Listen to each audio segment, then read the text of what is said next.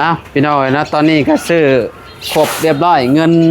2,500,000กีบพี่น้อยเนาะ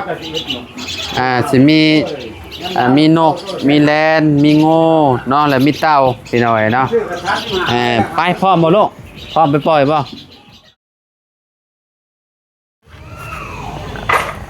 มาพี่น้อยเนาะเปิดภาพมาบัดนี้ก็อยู่ทางตลาดดงเด้อพี่น้องเด้อเนาะมาตลาดดงแบบนี้บ่มีหยังแหละพี่น้อยเนาะก็สิมาโปรดสัตว์คือเก่าคือเดิมพี่น้อยเนาะมากับลูกสาวสวัสดีปะลุงก็ลูกสวัสดีค่ะมากับน้องพลอยไซกับแม่คือเก่าพี่น้อยเนาะพอดีว่ามีทางครอบครัวไอตู้คือเก่าคือเดิมพี่น้อยเนาะที่ให้เฮามาโปรดสัตว์ครั้งนี้พี่น้อยเนาะทางไอ้เพิ่นก็โอ้ยให้เฮาเป็นสะพานบุญให้ตลอดพี่น้องเนาะโปรดสัตว์เนาะรอบนี้ก็คือทางไอ้เพิ่นฝากเงินมา4,490,000 กว่าพันพี่น้อยเนาะเพิ่นให้เฮาเติมน้ำมัน1 ล้านกีบเนาะแล้วก็ไปซื้อแนวไปถวายทางญาเพิ่นเนาะพี่น้อง1 ล้านเนาะ1 ล้านกีบเนาะเฮาก็สิซื้อทางผลไม้เนาะไปถวายให้ญาเพิ่นแล้วก็เงินที่เหลือเฮาก็สิถวายให้ญาเพิ่นเลยพี่น้อยเนาะบัดนี้เงินไปโปรดสัตว์ก็ยังเหลืออยู่2 ล้านเนาะ2 ล้านกับ4,900,000 กว่าพันพี่น้องเฮาก็สิเติมให้เป็น2,500,000พี่น้อยเนาะไปโปรดสัตว์ในครั้งนี้แหละเนาะเอาก่อนอื่นก็ต้องขอขอบคุณเด้อทางไอตู้และครอบครัวหลายๆเนาะที่ให้น้องเป็นสะพานบุญให้เนาะก็ขอให้อ้ายอยู่ดีมีแห้งความเจ็บบ่ให้ได้ความไข้บ่ให้มีปรารถนาสิ่งใดก็ขอให้ได้สิ่งนั้นเด้อเนาะให้ร่ำให้รวยกว่าเก่าได้เด้อขอบคุณหลายๆที่ให้น้องเป็นสะพานบุญตลอดเนาะแล้วก็พ่อแม่พี่น้อง FC บัดสุขุสุขคนนั่นแหละพี่น้องขอบคุณหลายๆเนาะวันนี้ไปเบิ่งไปชมกันเนาะว่าสิมีหยังแน่ที่ว่าเพิ่นขายในตลาดดงมื้อนี้สิมีบ่องูมีบ่อแลนเนาะมีนกมีบ่อพี่น้อยเนาะไปเบิ่งไปชมกันเนาะเพราะว่าเฮาก็บ่ได้มาแต่โดนแล้วช่วงนี้ก็ฝนตกตลอดพี่น้อยเนาะอยู่บ้านเฮานี่ฮะกะบาได้จากมื้อโบนี่พี่น้อยเนาะเมื่อวานนี่ก็จากมาพี่น้องนี่แต่บ่แห้งปานใดเนาะมื้อนี้คือว่าครึมๆอยู่แต่ว่ายามแรงสิตกบ่จักพี่น้อยเนาะไปพลอยไปมาพี่น้องมาไปลูกไปล่ะมาโอ้ยไปถวายอันนั้นให้ย่าเพิ่นประมาณEP 2พี่น้อยเนาะสิมาซื้อรอบ1แล้วก็ไปถวายให้ย่าเพิ่นพี่น้อยพี่ย่ามาพี่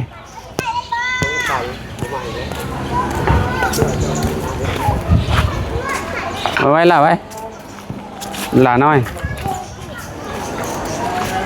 มาลูกมา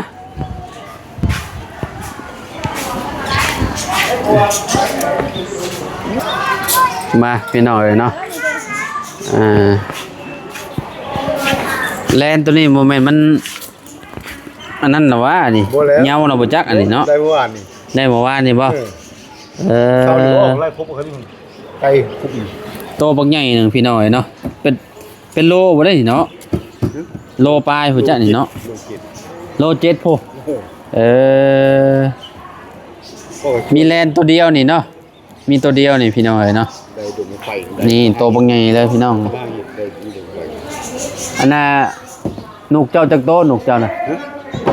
นกน้อยน่ะจักโตวันสาวโตเท่าไรเจ้าขายโต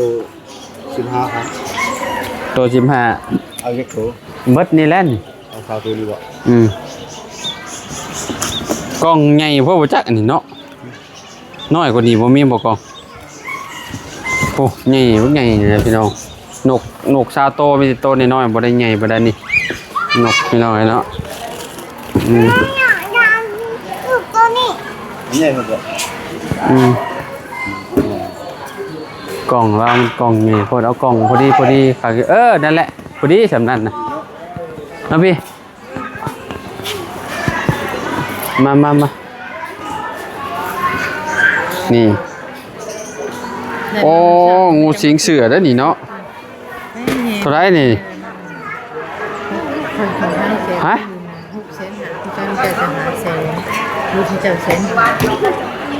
500,000บ่นี่นะ มันตัวนี้ ได้ตัวเดียวนี่เนาะมีตัวเดียวนี่พี่น้อยงูยามนี้เพิ่นจับยะพี่น้อยเนาะ650,000แล้วว่าเราลดได้150,000ซอยเราก่อนพี่น้อยเนาะนี่มีแต่เอ้ยเพิ่นผู้เดียวนี่แหละ1 2 3 4 5เอ้ย มันแท้คนนี้นะเขาบ่ได้มีแต่ ยังเหลือ2ล้านบัดนี้เนาะขอบใจเด้อได้มาแล้วพี่น้อยเด้อโอ้ใหญ่แฮงเลยอยากลอกคาบบ่จักนี่เนาะนี่โอ้แฮงอยู่เด้อนี่ไวขนาดนั้นนี่พี่น้อยโอ้โหน้อยกว่าโตที่เจะปล่อยมื้อนั้นเนาะแม่นน้อยกว่าโตเจะปล่อยมื้อนั้นจะปล่อยมื้อนั้นใหญ่เด้แต่ตัวนี้น่ะก็ใหญ่อยู่พี่น้อยเวลาเฮาไปปล่อยพุ่นนี่มันสิแบบว่าอันพึ่งโตนี่โตบ่แม่นเกือบ3เมตรตัวจักโชคแรกเราเฝ้าขึ้นเลยจับข้างโดดเตะเลยเที่ยวขึ้นหายมันออกกันแล้วมัน มาแม่นะ ไม่ได้บนนกนะ ฮะ ประชาตัวเขาดีกว่ามันมีนี่เหรอ บ่สิไปซื้อซอยน้ำลาวอยู่สิไปซื้อซอยลาวอยู่ เพราะนกตัวนั้นนกน้อยแล้ว เดี๋ยวให้เราจำนกน้อยให้ก่อนนกยังก็จะห้องอันนี้นะนกกระปีดบ่ นี่แหละ บ่แม่นนกเข้ามาขี้บ่ นี่แหละนกเดียวกันแล้ว ฮะ นกขี้เหรอ ตัวนั้นขี้ ไว้อยู่นกน้อยๆนี่นะบินบ่ ว่ามันร้านเขาเปิดเลยคอกนี่ร้านนี้เขาเปิดเลย ร้านนี้ไม่เขาเปิดคอกทำมันกินเสมอโบ จักโต20โตได้นี่เนาะแล้วก็อันนั้นเจ้าลดได้เท่าใดก็อันนี้เจ้านี่แลนเจ้านี่ 5,300ที่5เส้นเอ๊ะคือมี ลดได้20,000 ได้เงิน20,000บ่ได้เงินที่จีบที่ค่ายก็ได้20,000 เท่าใดซะตัวนี้ 15,000 บ่เบิดนี่นะ 10ตัวก็เส้น5 3เส้น 300,000อันนี้300,000อันนี้ เส้นสาว 5เส้น 5เส้น 800,000กับ20,000 เจ้าเลยบ่ปล่อยบ่เจ้าเป็น1 2 3 4 5 6 7 8เอา9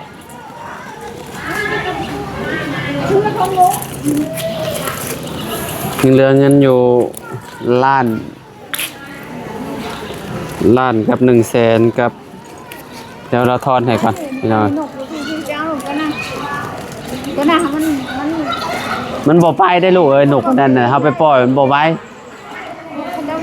นกกับเจ้าเลี้ยงอันนั้นน่ะเอาไว้มาพี่มาเบิ่งนกพี่นกพี่เอาไว้พี่นกอยู่ป่าเดี๋ยวไปปล่อยมันก็ไปแล้วนี่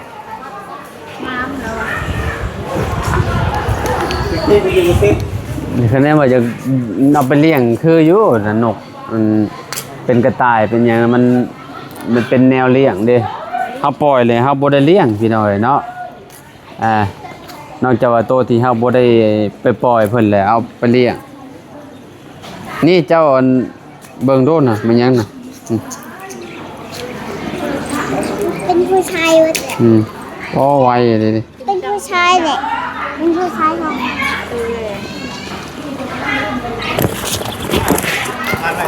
มาพี่น้อยเนาะมาหาทางพออันนาพี่น้อยเนาะฝนตกบ่ เด้ลงหาง อ๋อพี่อย่าได้นกน้อยนี่ เด้ เอาไล่มึงโดเท่าไรฮะไล่มึงโดฮะ ซอยเอาเลยโอ้ซอยให้เด้อ ฮะอะไรนี่ใช้นกเจ้าบ่น่ะอะไรแล้วว่านกผู้เก่าตัวโอ้ ซอยที่ลูกให้นี่ ก่อน โอ้บ่ซอยหลาย เดี๋ยวพี่ชื่อซอยแล้วก่อนเดี๋ยวจังอันนั้น ซอยเอาไปก็ได้ตัวละ40ตัวละ40เอา10โตก็พอซอยเอาบ่ได้ 10 โตเท่าไร 10โตก็4แสน เอาเบิร์ดแนน ฮะ เอาเบิ้ลทันเลยใช้ประหมมีนางบ่มาพี่น้องว่าว ยาเมื่อกี้นี้พี่น้อยเนาะตกมาเลยคิดว่าเพิ่นสิบ่ตกเสียหรอกคนตกมาอีกแล้วพี่น้อยเนาะจะจ้างมาเลยบาดตัวกูไปเบิ่งนกแล้วพี่เอามาเข้ามา ไปน้ำเพิ่มน้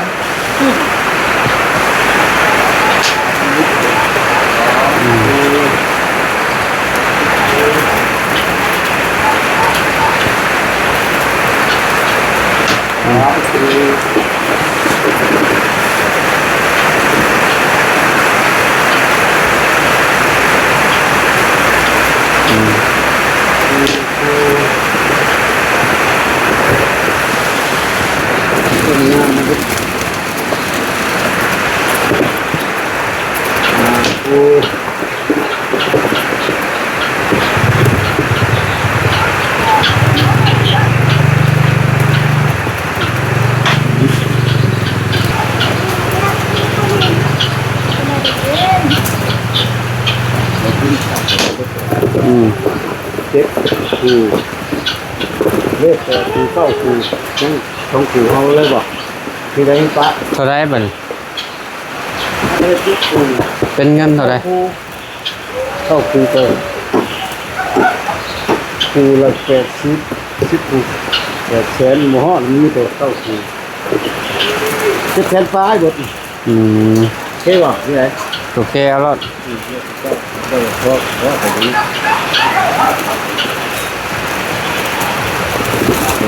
คือ 9 คู่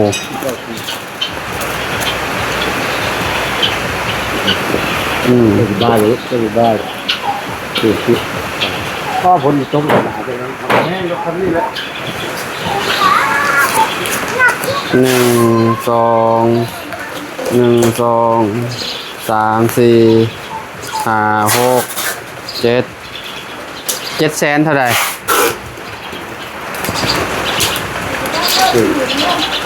เก้าคูก็ไม่คิดคูมันก็แทนเนาะออกอันออก80ที่แทนเช้า 1 2 3 4 5 6 7 ที่แทนเช้าพันปี 720,000เดือน1 2 3 4 400,000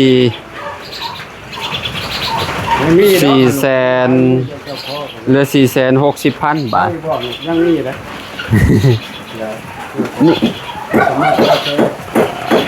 เอานกน้อยเนาะเอานกน้อยใส่ละอ้ายบ่มีบ่เจ้ามีแต่นกเขาอันนั้นเนาะแล้วกันเอานกอันนี้แหละไป เอาอีกโถ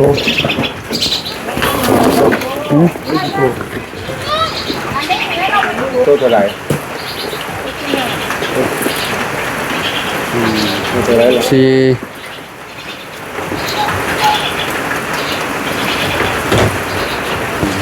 เจ็ด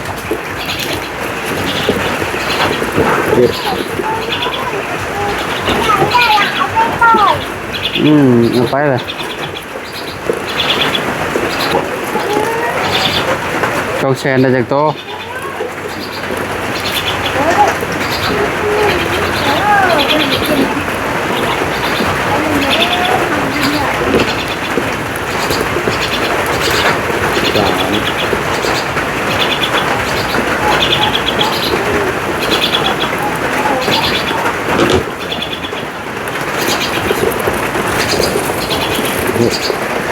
ให้สาวเลยให้สาวเลยในซาว ก็ทีนี้ ตัวหนึ่ง ที่จะทำเลย โอ้มือจับไวขนาดเนาะ โอ้จับทีละ5 ละ 6เยอะที่สุด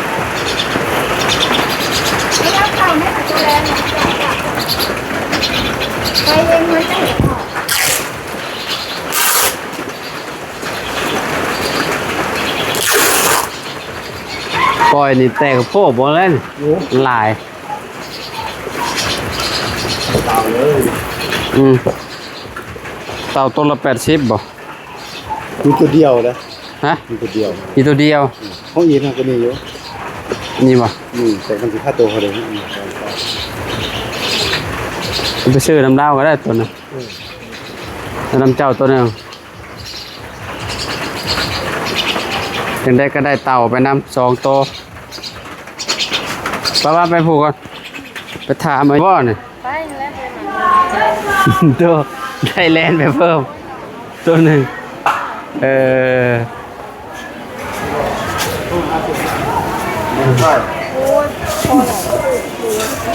นี่เต่า ยังกันนะงู แลน ว้าวนะจะจับอ่ะจะจับ เอานกเพิ่มใช่อ่ะนี่ ที่ไรไม่ได้ เดียวเลย มันเรือสำนีเรืออยู่30ได้2ตัว สองตัว3เอาบ่เลยบ่นี่ มาเงินเหลือ 30,000 กีบเมื่อกี้นี่พี่น้อยเนาะก็เลยให้อ้ายเพิ่นเอานกให้เพิ่มเลย โอ้ยถอนให้ เนาะเหลือ 30,000 กีบกี่นี่ เอาตัวโต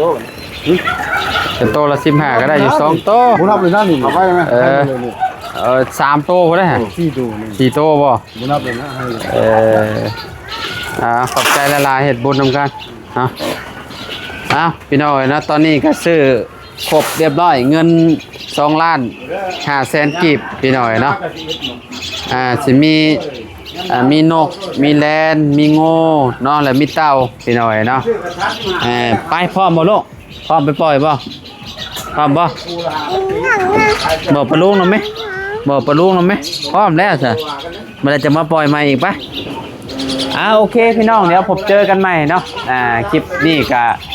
ซื้อแล้วเรียบร้อยสิไปปล่อยเจอกัน EP 2เด้อพี่น้องเด้อจะได้ก็ขอบคุณพ่อแม่พี่น้อง FC เบิร์ดสกูทุกคนขอบคุณทางไอ้ตู่หลายๆเนาะที่ให้น้องเป็นสะพานบุญให้น้องก็ขอให้ร่ำให้รวยกว่าเก่าเด้อไอเด้อเนาะเอาไว้พบกัน EP หน้าสำหรับ EP นี้ไปแล้วสบายดีพี่น้องพอกันใหม่